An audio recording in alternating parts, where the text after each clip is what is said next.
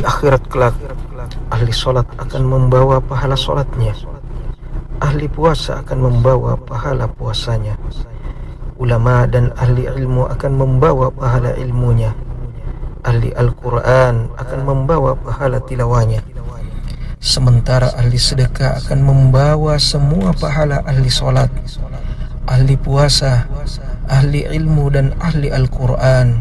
Kenapa? Karena dengan hartanya dia telah membantu tersebarnya ilmu. Dengan hartanya dia telah membantu pembangunan atau renovasi masjid. Tempat ahli solat melakukan solat. Tempat ahli ilmu mengajarkan ilmunya. Tempat para penuntut ilmu belajar dan bermajlis. Dengan itu dia meraih pahala orang-orang yang solat, orang-orang yang mengajarkan ilmu dan belajar serta bermajlis ilmu. Dengan hartanya dia memberikan makan orang-orang yang berpuasa. Dengan itu dia meraih pahala orang yang berpuasa. Dengan hartanya dia telah mencetak serta menyebarkan Al-Quran dan kitab-kitab para ulama. Semua pahala mereka akan diraih oleh ahli sedekah. Wallahi, demi Allah, kelak di akhirat ahli sedekah adalah orang-orang yang bahagia dengan pahala sedekahnya, pahala besar yang dia tidak sangka-sangka.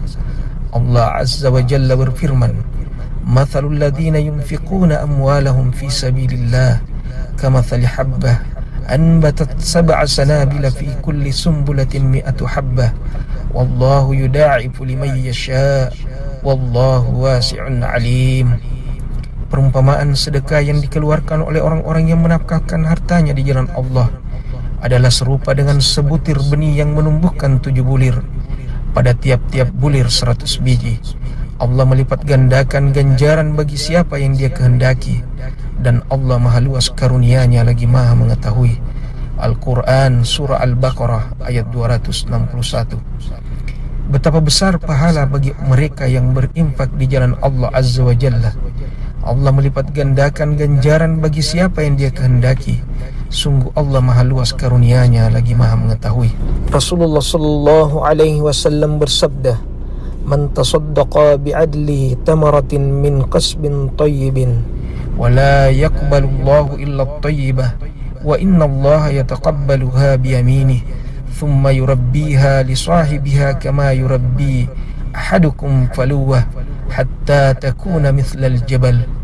Barang siapa yang bersedekah dengan sebutir kurma hasil dari usahanya sendiri yang baik, sedangkan Allah tidak menerima kecuali yang baik saja, maka sungguh Allah akan menerimanya dengan tangan kanannya. Allah akan memelihara dan mengembangkan pahala sedekah tersebut, sebagaimana salah seorang di antara kalian memelihara dan membesarkan kuda kecilnya, hingga kelak di akhirat tiba-tiba dia melihat pahala sedekah sebesar gunung. Hadis ini sahih riwayat Al-Bukhari dan Muslim. Lihatlah, Allah Azza wa Jal tidak melihat seberapa besar yang kita sedekahkan, namun Allah melihat ketakwaan hati kita. Ketika kita berkorban di jalan Allah sekecil apapun itu, Allah akan memeliharanya. Allah akan mengembangbiakannya menjadi besar, jauh lebih besar dari yang kita bayangkan.